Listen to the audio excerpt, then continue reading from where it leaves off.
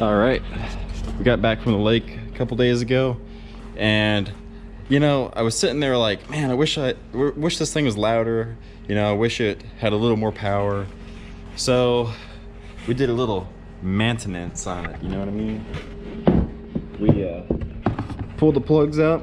They were extremely fouled, so that was great. Put some new plugs in it and removed this giant muffler here, and just put in a piece of like a 45-ish degree exhaust pipe, and then reclamped it. I'm not gonna start it in here, but it's really loud. Of course, it'll be a lot quieter in the water. Went ahead and I still gotta glue these things back, but went ahead and cleaned all of this up.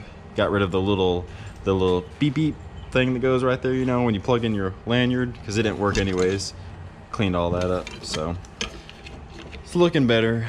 But we're gonna go hit the lake, or the local lake, or you know, swamp puppy habitat, and see how this thing sounds in the water and see if it runs better.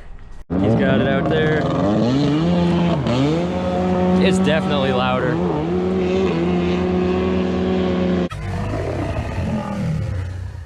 Sweet. Beaver with a chainsaw. That thing sounds so cool.